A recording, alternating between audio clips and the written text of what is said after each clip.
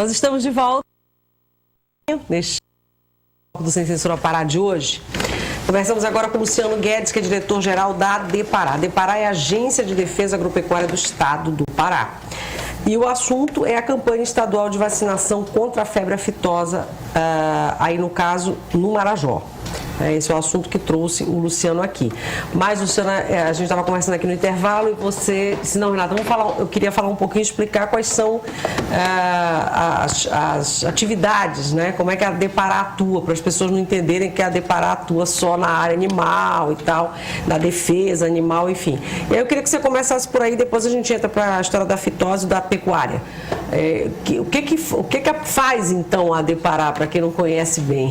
Renata, a ADEPARÁ é responsável pela doença dos animais, pelas pragas dos vegetais e pela certificação da qualidade dos alimentos, sejam vegetais ou animais, bem como o uso dos insumos que sejam pesticidas, agrotóxicos, para os animais e para os vegetais. Pode parecer complexo, mas na verdade todo cidadão, na hora que vai no supermercado, ele tem que ter a segurança que aquele produto que ele está comprando não está doente, não teve origem de animais ou vegetais que são doentes, que vão fazer mal para a saúde dele. Quem está comprando, na gôndola do supermercado. E aquele importador, aquele comprador de São Paulo, de Rio de Janeiro, Minas Gerais, ou aquele chinês, ou enfim, aquele importador de alimentos do estado do Pará, ele tem também que ter a garantia que ele está comprando um produto seguro. Então, a ADEPARÁ faz segurança alimentar, garantindo ao cidadão a qualidade daquele alimento que ele está ingerindo e aos mercados a garantia de um produto que tenha qualidade e sob aspecto sanitário, né, e rastreabilidade, de onde é que ele vem, né, a origem daquele produto. Hoje em dia nós já estamos na outra fase, que é a sustentabilidade ambiental, inclusive, desse produto. Nós temos protocolos junto ao Ministério Público Federal, existe um programa específico do governo do Estado, que é muito bem administrado pelo Justiniano, né, que é o secretário do Municípios Verdes, que faz exatamente, nós estamos criando exatamente dentro do governo um novo momento da produção do agronegócio do estado do Pará. Quando a gente fala agronegócio, não só aquele comercial grande de alta escala, mas também a agricultura familiar, né, a agricultura pequena. E eu vi aqui o André falando sobre a atividade da pequena empresa, né? E o produtor rural é uma pequena empresa, né? Seja ela individual ou empresarial, ou com a constituição jurídica, ele é um pequeno empreendedor. E aí nós precisamos, também prestei atenção aqui no Otávio, nós precisamos, apoiar a pequena atividade. Não é porque nós somos bonzinhos e achamos que a pequena atividade tem que ser apoiada. Não. É porque na economia de escala, se nós não apoiarmos, instituições públicas, se nós não apoiarmos o pequeno empreendimento, seja ele comercial, industrial, produtores, as atividades rurais, elas são inviáveis economicamente. Na economia de escala do capitalismo que nós vivemos, se você não tiver incentivos específicos para aquela pequena atividade, seja ela o pequeno comerciante ou o pequeno produtor rural, ele é inviável economicamente. Então, para isso, nós, poder público, temos que criar políticas públicas que incentivem essas atividades, com redução de tributos, com assistência técnica, com facilidade na certificação da qualidade sanitária dos produtos produzidos, que é o nosso caso, que nós temos programas de certificação facilitadora, né, no caso do queijo, de compotas, enfim. Nós temos uma série de certificações quando se trata, que a gente chama de programas de produção artesanal. São de pequena escala, que você tem limites de escala de produção, e a partir daquele limite, até aquele limite, você tem uma legislação. Mas aí a ADEPARÁ trabalha junto com a SAGRE, trabalha junto com outros órgãos do SAGRE Estado. trabalha com fomento. A EMATER trabalha com assistência técnica ao produtor. Mas em algum momento vocês sim... Em muitos momentos. Porque elas interagem dentro do setor rural, elas são uma completa a outra. Mas a importância de serem 3 órgãos específicos, e tem o ITERPA também, que é o 4º órgão, que faz a titulação das propriedades, né, que regulariza as propriedades e monitora essa titulação do domínio público para o privado, né? Então, é isso. É muito importante essa interação entre estas 4 instituições E só para fechar a questão da pequena produção, se nós a todo momento, seja na Depará, no Sebrae, no Sagre, enfim, em todas as instituições, em todo momento nós estivermos focados na pequena produção, na produção de escala, no comércio de escala, na indústria de escala pequena, né, seja ela familiar ou não, em função do faturamento, que é no setor comercial, no caso da atividade agropecuária no módulo rural, aí tem as características, tem as classificações em função do parâmetro de cada atividade, né? Nós não vamos ter o pequeno mais. Esse é o grande desafio do poder público. O poder público, não aquele poder público de intervenção. O pequeno vai ser esmagado. O pequeno é esmagado pela regra do capitalismo. Claro. Né? Quando você produz... Daí porque vocês têm que trabalhar com o pequeno e os consumidores têm que procurar os pequenos também. Não, se você processa 100 mil litros de leite, evidentemente, o seu custo individual por litro ele é menor. Então, lhe dá a condição de você ter uma comercialização a preços menores. Então, se você não tiver um tributo diferenciado para quem processa 1.000 litros, você tira esse cidadão que produz 1.000 litros e processa 1.000 litros na produção de queijo, iogurte, enfim, do mercado. Então, o poder público tem que ser o grande maestro deste processo produtivo para equalizar entre a atividade comercial, empresarial de alta escala e aquelas atividades pequenas, e entra o Sebrae, né, como um instrumento importante, não apenas no comércio e na indústria. Né? O André citou muito pouco o setor rural, mas o Sebrae faz um grande trabalho no setor rural. Quero parabenizar, inclusive. A gente, quando pensa no Sebrae, nunca pensa no setor rural. Nesse setor, né? O estado do Pará, ele ainda é pouco rural. Quando você vai, por exemplo, o Sebrae de Goiás, de Minas Gerais, lá no Sebrae, os setores que atendem o agronegócio, a agricultura familiar, são muito maiores do que aqui. É uma questão puramente cultural. Na medida que o agronegócio, que a atividade rural, a produção aumente no estado do Pará, mais ainda, é claro que as instituições vão valorizar, vai participar mais da pauta, a produção agropecuária. O estado do Pará já é grande produtor em várias cadeias produtivas. Isso é um fato. Coisa que até pouco tempo atrás, isso era um sonho. Como, por exemplo? Né? A carne, só para ele dar um exemplo, só para a gente chegar na carne, para chegar na pecuária. A carne, para você ter ideia, Renata, eu não participei dessa época, porque eu só tenho 26 anos que eu estou no Pará. Né? Eu sou mineiro por nascença, paraense por opção. Só tenho 26 anos. Mas se você estudar a história recente de Belém, vinha para cá carne de avião. O estado do Pará era um grande importador de carne. Nós comprávamos carne. Carne aqui era caro, a carne paraense era cara, porque vinha de avião, nós não produzíamos. É uma suprema ironia, né?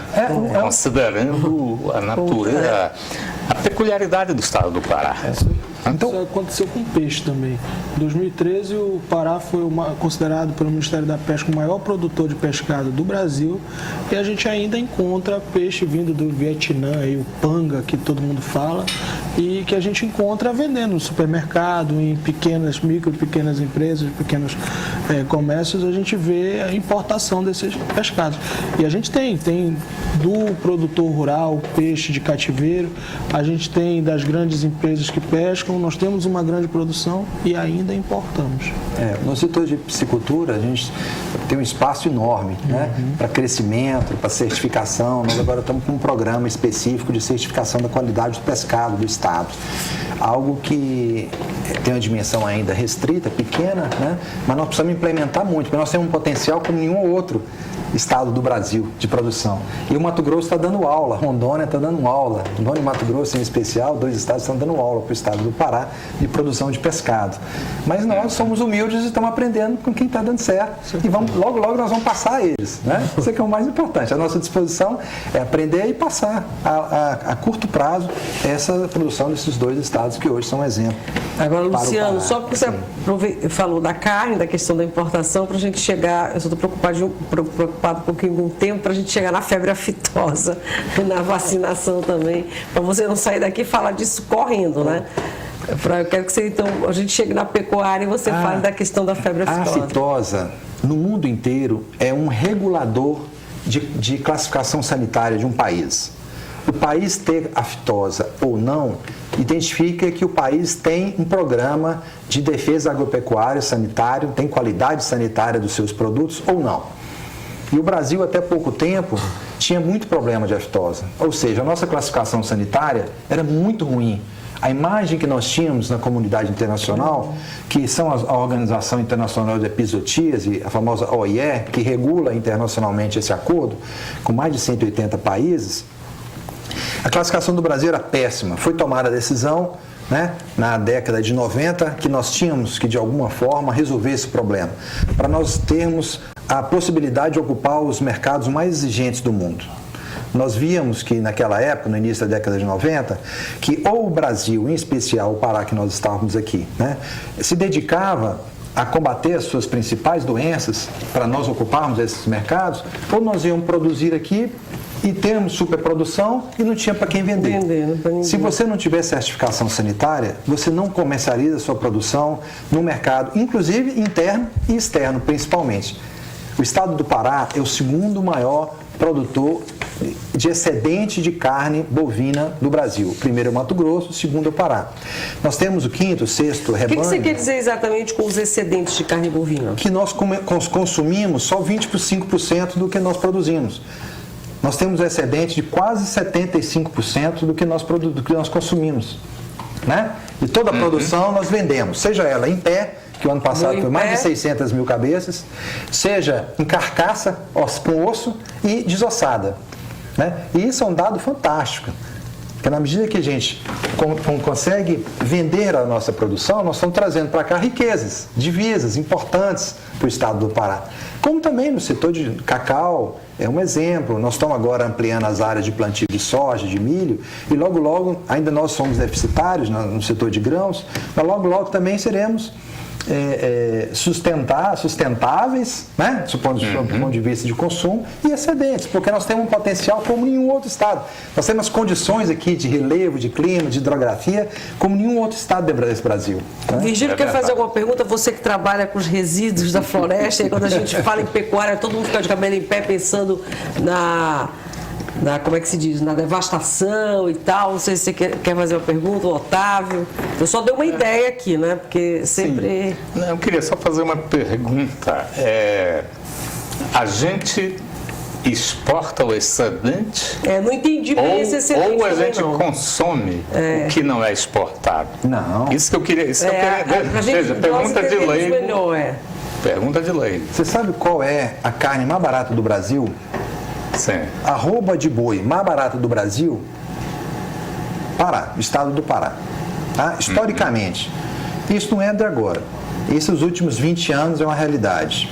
À medida que a produção foi crescendo, ou seja, nós produzimos um excedente muito grande, sobra muita mercadoria, sobra muita carne no estado. Então os preços do Pará são os mais baixos do Brasil. Belém, em alguns momentos, o preço da carne, se você for no supermercado, ela é um pouco mais barata só do que nos grandes centros, no centro-sul, né? Entretanto, nas regiões de produção, que são o centro-sul do estado do Pará, nordeste, centro-nordeste, né? O centro-sudeste, o centro-sul do estado e o sudoeste, é a carne mais barata do Brasil. Realmente, isso é uma demonstração. Isso é uma demonstração. Tive uma experiência em Tailândia, me chamou a atenção. Eu estive lá e vi o preço da carne baratíssimo. Mas Tailândia, Tailândia é aqui pertinho de Belém. Nós estamos falando de Tailândia 240 quilômetros. E o que se faz com esse excedente todo? Vende barato. Eu estou falando de Redenção, que fica a 900 quilômetros, Santana do Araguaia, que fica a 1.200. É muito barato, né? Então, qual a condição que nós temos lá? Né? E eu moro em Redenção, né? Eu estou aqui a convite do governador, assumi um cargo de direção da Depará, sou veterinário de campo, né? E aceitei esse convite porque eu sou do interior. O governador entende que tem que trazer pessoas que estão relacionadas ao setor, técnicos que estão trabalhando pelo estado, né? Para administrar os problemas daquele segmento, né? Sim. Então estou aqui num desafio temporário, mas dando a minha contribuição. Então lá no sul do Pará, quando o senhor está falando de Tailândia, que fica a 240 quilômetros, a diferença quando você vai para Redenção, Santana do Araguaia, Barabá para o sul, é muito maior ainda. Né? Então, se o senhor for em Redenção, por exemplo, o senhor vai ficar impressionado. Poxa, isso aqui é preço de... Né? Então, é essa condição de excedente de produção é que nós estamos vendendo. Porque nós vendíamos a nossa produção... Mas aí o Pará está exportando mais. Nós exportamos para outros países e principalmente para outros estados, para o Nordeste, carne já desossada, ou pouca carcaça ainda, e para o centro-sul do Brasil, mas principalmente com a abertura de novos mercados, em função dessa nova classificação sanitária que nós temos hoje. Nós chegarmos lá agora. Exatamente, né? A OIE nos deu a condição, a partir desse programa que o governo do estado vem de forma séria desenvolvendo, com uma equipe de técnicos que nós temos, graças a Deus, na Depará, uma equipe muito boa e comprometida, e a gente conseguiu certificação no ano passado de área livre com vacinação, o estado do Pará. Como um todo, né? Como um Porque todo. antes o Livre estado- da febre aftosa. Com vacinação, né? Que é o nível, que é o parâmetro sanitário de classificação daqueles estados, daquelas regiões no mundo que podem comercializar a carne. Eu lembro que quando esse trabalho começou lá atrás, as áreas mais complicadas para fazer isso eram Marajó, justamente, Marajó. que agora vai haver essa campanha, e o que chama ali de Calha Norte, Calha aquele Norte. baixo ali, aquela parte de cima, né? É. Essas áreas eram as mais difíceis, né? Ainda são as mais difíceis de acesso ao produtor. Né? Quando você fala que 65% do rebanho do estado do Pará está de Tailândia para o sul. Exatamente na linha, após Tailândia, Jacundá, Goianésia, Jacundá, até a divisa do Mato Grosso. Né? Então, nessa região do sul do Pará, nós temos 70% do rebanho do estado. 30% do rebanho está em todas as demais regiões. Então, o Marajó, por exemplo, vocês tem lá dificuldades enormes de deslocamento. Né? Então, nós conseguimos no Ministério da Agricultura convencer o Ministério que, sob o aspecto epidemiológico, nós podíamos perfeitamente ter uma vacinação apenas. Então, no Marajó, nós temos uma vacinação. Que vai ser essa que que essa vocês vão agora, que fazer se agora. inicia dia 15, por 45 dias. No restante do estado, nós temos 2 etapas de vacinação. A maior parte do estado é março, maio e novembro. Né? E com isso nós conseguimos, graças a Deus, a partir de exames que nós fizemos de identificação de circulação viral, a identificação que nós não temos mais o vírus no estado do Pará. Que bom. Dando assim a condição da abertura de novos mercados para a comercialização. Luciano, Então, olha nós só. estamos falando sobre a vacinação contra a fitose. Acho que seria interessante explicar para o público o que é a febre aftosa. Né? Aí, olha só, seria interessante você explicar o que é a fitose rapidinho. Tem pergunta do telespectador, o Virgílio tem uma pergunta e a gente tem que finalizar o bloco. Então, vamos começar pela fitose, então. Que doença é essa? A fitose é uma doença viral causada por vírus, pode também atingir o ser humano, mas é uma doença que requer toda uma estratégia sanitária para a exclusão da circulação viral. E quando você faz o combate da fitose, automaticamente você faz o controle do rebanho, da condição sanitária do rebanho. Daí a OIE, a Organização Internacional de Epizootias, utilizar o parâmetro da circulação viral, da presença do vírus da fitose em uma determinada região, para classificar como é que é a estrutura do Estado para o controle e monitoramento das doenças, né, para com aquela região. Marcela, o que a gente tem aí? Vamos lá. O Fábio Macedo faz 2 perguntas. A primeira é por que a nossa produção excedente de carne não é exportada para o mercado russo, que está em busca de novos parceiros, em vez de ficar focada só nos Estados Unidos? Não, nós não temos. O Fábio, talvez ele não entendeu, porque a mídia nos últimos 20 dias focou muito na não habilitação do estado do Pará para exportação do mercado americano. E isso é um pleito de mais de 20 anos. Né? Nós temos cotas dentro do mercado americano e japonês, que são os 2 melhores mercados, europeu, americano e japonês. São os 3 melhores mercados que nós temos no mundo. E o Brasil vem em função desse avanço na condição de livre com vacinação da fitose, né? E alguns estados já na condição de livre sem vacinação, né? Vem pleiteando a abertura de novos mercados. Né? Aí é que entra a história da... Aí que entra a história americana, que agora vai habilitar alguns estados.